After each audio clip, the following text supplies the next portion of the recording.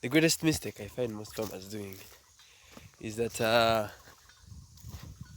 you will have to start on their own. It's really not usually a good practice for you to start on your own as a farmer. It's important that you find someone you walk along this journey with, most especially that when you're starting. The greatest mistake I made when I was starting up this thing of agriculture, I encountered such a mistake. I was just fresh from school, and uh, so usually I advise when you're starting as a farmer, get someone to walk with this journey of farming. It's very important that you do not start the farming journey alone because it can be quite disturbing, especially when you're starting out as a beginner. It's very important that you find someone who has had an expertise, someone who has gone through this whole journey, and do this whole work together with them so that you don't make mistakes. Uh, like I said, when I was starting, I was from school, and school has a lot of theoretical work, and when you come to the field, everything looks very different. Everything sounds different. The terms and that are used in the field are usually different from the terms you use at school. The terms you use at school are usually scholarly.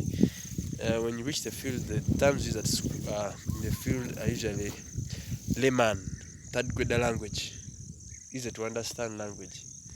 So if you've not acquainted yourself with this language, uh, you may not as well get along with the farmers because the basic thing is how to relate with the farmers as an extension worker. How do you relate with people? Because beyond the technical skills that we have, we also need an interpersonal skill. People skills are very important when you're doing in agriculture because in the end, after you planted the crops, you'll have to sell them to people. You're not going to eat the crops yourself. So you have to understand the dynamics of talking to people and relating with people. So you can't shun away from people. So as you grow this, if you starting this journey, please I advise farmers to find someone to start with. Don't start the journey alone.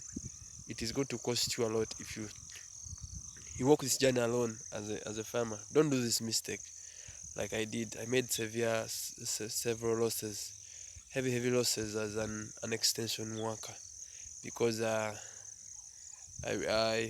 entered into the field with my school knowledge, and things here are a bit practical. See, experience is different from knowledge. You can have the knowledge, but the experience counts a lot. Speaks higher than the knowledge. Uh, so we, so you need the balance of the two. For the person that has experience has more judgment than the person who has just the knowledge. So when you have the two, you are at a high advantage. When you have the knowledge and then the right judgment, what to do when the crops are sick, what do you do when this is needed, or when we are going in this direction, what do you need to do? When do you plant? When do you use another method? Because no knowledge, when you have the knowledge, you come with a specific method to apply in the field. But uh, with experience, you know how to adapt. You know how to adapt because the adaptation also is very important. As farmers, you need to understand the science behind adaptation because yes, things keep on evolving. If you do not know how to adapt as a farmer with the competent skills that are coming up, you can be left behind the market. Your skills can be so obsolete. Uh, People are working out different things. Every other time, technology is changing, and if you are not up to speed like a farmer, you'll end up so bad, so bad. So I cannot overemphasize this. When you're starting out as a farmer, do not start alone. Find someone to work out with, someone to go with on this journey, someone who has the experience, someone who has the right judgment to help you start with this journey as you go along. And don't always hesitate to start. When you have the opportunity, start. not even the opportunity. Usually you need a few bases to start. You don't need to have everything on ground. Just start the journey. You see, you may say I still have more time to work out this, but as long as time continues, a time goes, time rushes, time moves, time is on a verge, time is on a speed. So the earlier you start, the better. The earlier you start, the earlier you learn stuff, the earlier you correct mistakes. One man said, fail early. Fail early. As a farmer, you also need to fail early. You need to fail early so that you don't make big mistakes when you have big deals later on with time. So as you start, whenever you're starting, make sure you fail as early as possible and correct those mistakes as early as possible. And then move on. Move on. Never settle on a loss. Losses can happen. Uh, but for every loss that comes within your production period, just pick out the lessons that you're supposed to learn. Every loss that comes within, assess where you went wrong, assess what you did wrong, and give it a try again. Try again until you make it. The first time I grew cabbages, man, stuff wasn't good. I lost it from the bed, from the nursery bed, and right now things are. I've improved. I've improved my technical skills. I don't say my game is way up there, but I'm improving every other time because I've chosen to take the right path. So you as a farmer, you someone that is starting out, start something. Generally start and correct yourself as you move on. Correct yourself as you go on the journey. Things will become okay with time. So the other thing I wanted to talk about is uh, I think yeah, typical in Africa we have our methods. People are still stuck to our local methods that they are using. As you're starting, it's also important to note where you are, what you can be able to afford at that moment, the tools that you can afford. Now here I find most farmers partly now are still biased about the other modern methods of doing agriculture, and so they are still stuck up with the old methods of doing agriculture. So I try to help them from where they are. That's why you will see my some of my nurseries are grand nurseries, and the way we are planting here is typical of where they are. So I just resorted to help them from where they are as I bring them to a standard that I desire.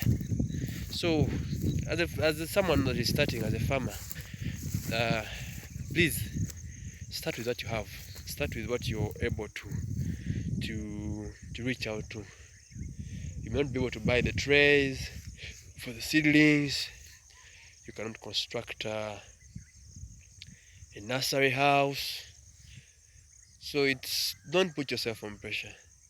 If you really love agriculture, start where you are. Build a ground nursery.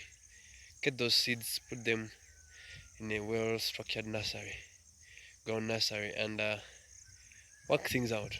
Start where you are and build from there. As the finances and capital goes on building, you can modernize your agriculture with time. So right now I'm still in the villages here, trying to work out with people from where they are, and probably with time as also better myself, um, will help them uh, expand and commercialize to improve their standards of how they operate. But for now, we are working with that.